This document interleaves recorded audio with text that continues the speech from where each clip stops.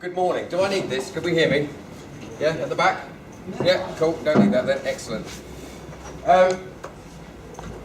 Bit of introduction. I'm head of the Institute of Recruitment Professionals, which is one of the 3 sub-brands of the REC. We have the REC for corporate membership. We have the Recruitment Business Academy, which deals with our training arm and business advice arm.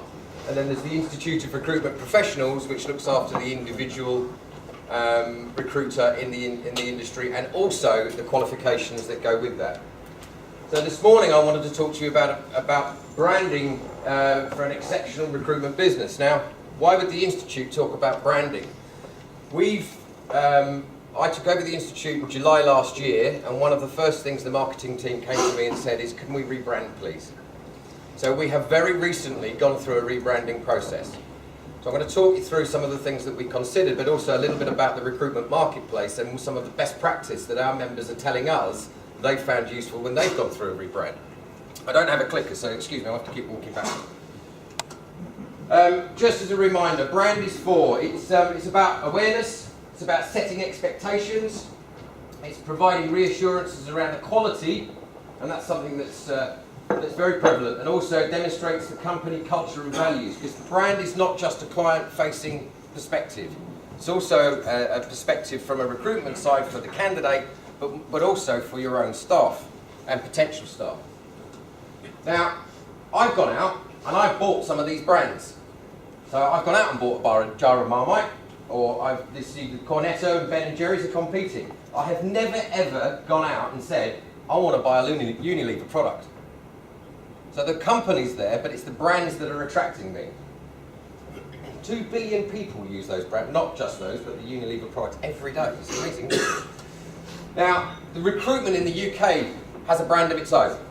Some of these stats here are part of these are stats that are part of a research element that we did, and it shows with blue and over here with all adults 5 measures: efficiency, helpfulness, knowledge, trustworthiness and professionalism. And it shows what the general population think of recruiters. The highest being professionalism at 51%. The really good thing for the recruitment brand as a whole, that's all of us, is that for those people that get engaged with agencies, every single measure is higher. So every time they're getting involved with us, the measure grows. And it's shown here in this spider diagram. The blue is the general population, and the red, every measure, is on those people that have used agencies. And it's not just the candidate perspective, that will have been clients involved in that research as well. Now the interesting thing is, if we take 6 professions: lawyers, journalists, estate agents, teachers, recruiters and politicians. Anybody got an idea who's the top, regarded by UK as the top profession? Shout out. Lawyers. Lawyers. Who said teachers? Teachers. Top of the class. Teachers are number 1. Who's next? Lawyers. All right. Correct. Where are we? That's us, but where are we? Are we above journalists, below politicians, below estate agents? Where are we? Below estate. We're next. So UK considers recruiters to be more professional than politicians, estate agents and journalists. Interesting, isn't it? Considering how much we beat ourselves up about it. Mind you, when you look at it, estate agents are next, politicians and then journalists are last. Incidentally, this research was done after the phone tapping exercise, so it might be a little bit skewed. But anyway, it's good news for us as an industry to realise that we are regarded in the UK as a professional, as a profession. The UK marketplace at the moment is worth £25.7 billion. And the reason I want to talk about this is it sets it into a bit of perspective. Our anticipated growth, for those of you that may not have seen this before, the pink or red is the pessimistic view and the blue is the optimistic view, and the line here is our predicted growth. So we're looking at a very flat growth from last year to this year. Having said that though, some of the economy figures that have come back may mean that we will revise that. Interestingly, that was the peak, of course, 2007. We had that big drop off. We've then had the bounce back, and for some, that's particularly sectorised. So for some sectors, if I say a bounce back, they go, it never happened, and others say it was fantastic. And then it's flattened off a bit, but that's flattened off in the economy. It says conclusion, but it's actually a conclusion of this piece of research. This piece of research was Back to the Future. It's available to REC members, and it's about the 8 key trends that affect the recruitment marketplace. We've talked about the economy.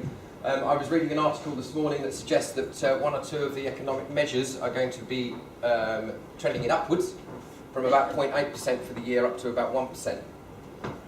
But we'll see how that pans out. They always fluctuate by a couple of points of a percent, don't they? One of the other things that's, and the forecast is flat.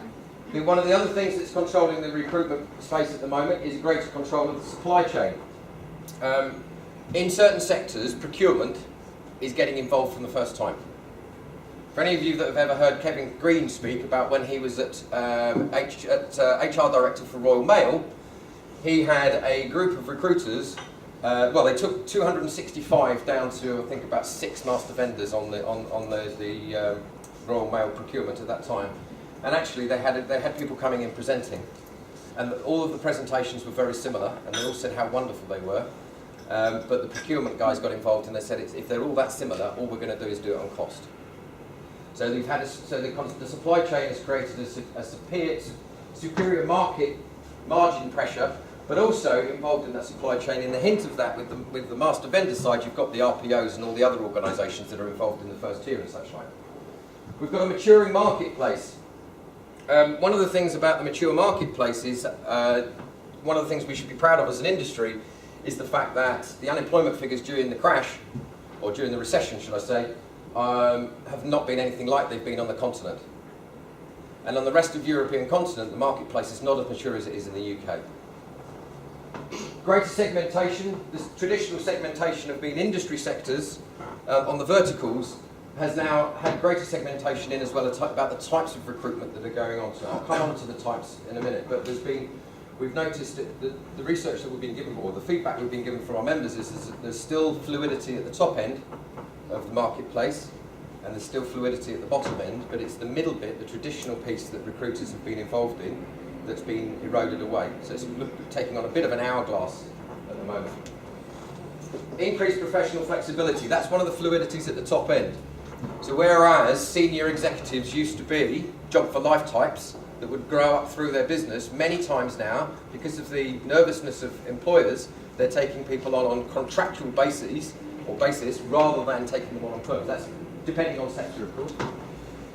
Demise of the high street recruiting. Any idea what percentage of high street recruitment establishments or focus has disappeared in the last 12 months? Just shy of 50%. There is no need now, with all the social media and the such like, apart from the due diligence of interviewing the candidates and identifying who they are and their right to work and the such like, there is very little need now to attract candidates through a high street shop. Now, some models for that work and some models don't. The reason I'm bringing it up here is because the traditional measure for SMEs of their growth is the number of branches they have. And that may not be relevant depending on the business model. Inch wide, mile deep, I'll come on to in a second, but that's basically about understanding the niche you're in and being recognised for the niche you're in. Choices for competition, this is where we were saying, this is the hourglass where the traditional market has been eroded. In here used to be your, it's not gone completely, but in here used to be your traditional recruitment, so your mid-management, your technician type or professional type areas, not at the senior end and not at the low cost volume end. These two business models are the only two that we've seen at the moment that are succeeding. So the low cost volume model is about cutting out the added value and about making a profit on the volume. The trouble for an SME is if you take up that approach, it may work, but also you may find yourself coming across the bigger players that can do it on a much grander scale, because the problem with that is of course scalability. If you look at the niche higher end roles, this is the bit I was talking about with the senior management piece, but it's also about understanding your sector and technical expertise. If we concentrate on the niche bit, from a brand perspective, inch wide, mile deep, understand the niche you're in and be known for it. I was talking to somebody recently. I'm an ex-recruiter and I used to recruit in HR and payroll. And I was talking to somebody recently who said, I know my niche, I'm an expert in HR recruitment. I said, brilliant. Which aspect? Change management? Contractual? Do you do compensation and benefits? What? He said, no, I do it all. I said, I don't think that's a niche, because that's such a, unless you are, even with the CIPD, they have people within there that are qualified in different things. So understanding the niche. My personal experience, I was a temp controller for a small business, HR payroll. My niche, I made payroll within the NHS. And the reason I did that is I was recruiting from 2005 up to beginning of 2009. And the reason I did that is because the NHS were going through something called their agenda for change, and they needed to run double payrolls, the new system and the old system. So I specialised in temporary payrollers that understood the NHS. After having done 1 or 2 contracts, the NHS came to me for contracts, and I took entire payroll teams from one PCT and put them into another one. Purely and simply because I understood that niche. If it hadn't been for that agenda for change with the NHS, I'd have chosen a different niche. Demonstrate your differentiator. If you don't understand your differentiator and you can't demonstrate it in your brand, then nobody's got a hope of understanding where your brand is. Excel in your area and become the preferential choice. Go back to my piece about the NHS. I was their preferential choice because they came to me. Expand from your network and develop wider influence and product ranges. One of the things that the managing director of the business that I was working for as a recruiter said to me, Richard, you've got a very, very good relationship with your payroll people. We can't get into the HR people. Can you arrange through your payroll managers that we can do a presentation to the HR? So what we did, as you all know, the best way of doing it, we used that as an introduction through, which is quite interesting because that's exactly how LinkedIn works now, but in the virtual world. Also, own the candidate. I was talking to an IT company about 6 months ago who have got a particular niche, and they're not here in the UK, but they seem to think that they own about 80% of the candidate. And when I say own, they employ through various contracts and such like about 80% of the candidates that are specialists in their niche in their particular country. They pretty much own that marketplace. And it's not a monopoly because they don't own the business, they only own the candidates. The recruitment winners, businesses that have told us that they make a very clear choice of how to compete. They become very niche and specialist. That doesn't mean that if you're niche you can't expand. The niche bit is about, it really is, if you imagine trying to compete across all sectors with only a small team, you haven't got the knowledge base possibly in your organisation to be able to do that. You then try and drill down into those organisations and you're trying to drill down on a broad front. If you're in a very niche, you can drill down very quickly and then expand out. This is quite interesting. From the client agenda that we have, SMEs that need people are telling us that they would rather deal with SMEs. So they don't necessarily want to deal with the big players. They would rather deal with SMEs. So on this one, the job creators at the moment are the SMEs, and it's SMEs to SMEs and that marketplace. If you go for the big contracts, you will come up against the big players. Use content to build relationships. This bit goes back again. If we take the piece around the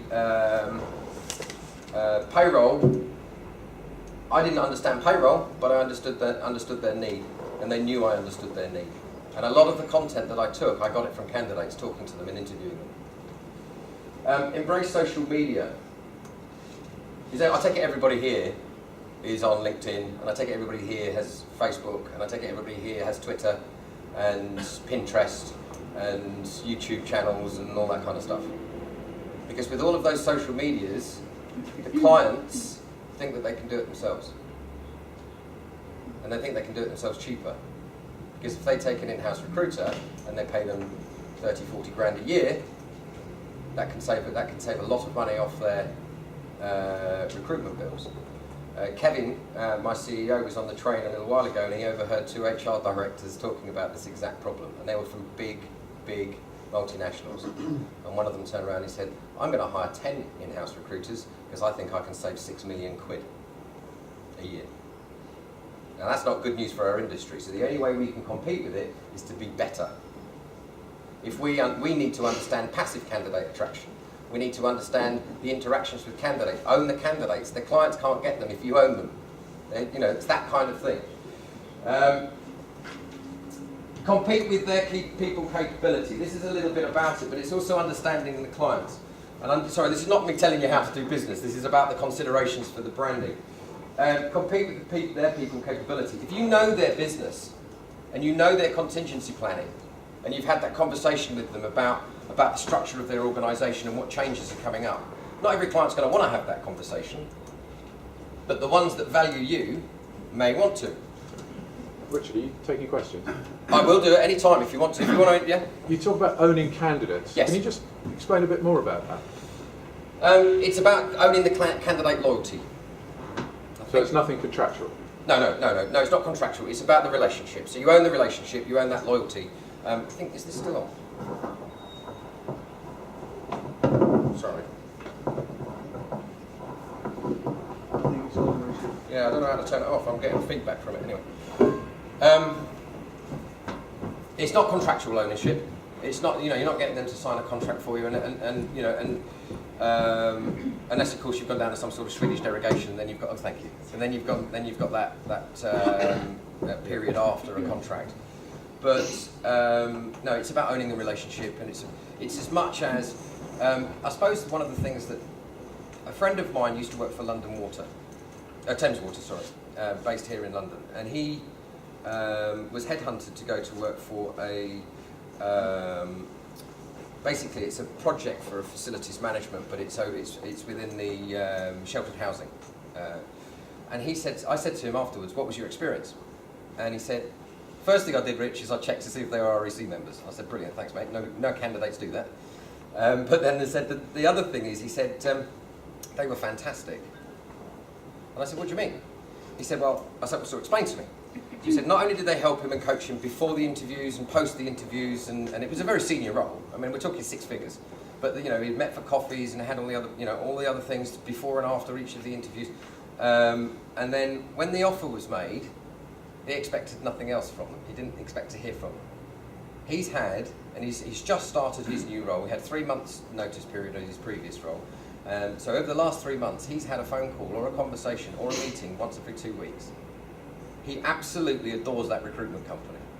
And he said to me, day after he started, he said, I didn't feel as if I was the new boy. The recruitment company had kept him up to date with everything that was happening with their client, right up to the point. So when he went in, he felt as if he was part of the company already. And he said, they've not just got me as a client, as a candidate, they've now got me as a client. He's going to be project managing, he's going to be bringing in a team. So whether they were doing it for that purpose or not, but that's what I mean about owning the candidate. He won't go anywhere else now. Sorry, does that go backwards if I do that one? No, it's what I've done. This is on the bandwagon with the social media. If anybody, I take it everybody's familiar with all of these methods and the different uses. It's about understanding the different uses as well. I was talking to somebody again recently, and they spend, as a recruiter, they spend probably about 40% of their time on Facebook. And I said, what are you doing on Facebook? Because you don't see a CV or anything. I said, I'm looking for people that tell me that they're hacked off at work. And they don't tell me, but I search their profiles. And if I find somebody, I find somebody I'm looking for through LinkedIn, and then I follow them, or I try and befriend them on Facebook. And when I find out they're hacked off, I call them. See on your Facebook, you're not very happy, what's up? And they have a conversation. They get a passive candidate. And because they're looking at the particular marketplace they're looking at, that's how they're attracting them, that's how they're getting them. The people factor. Most recruitment organisations tell us that 70% of costs are people.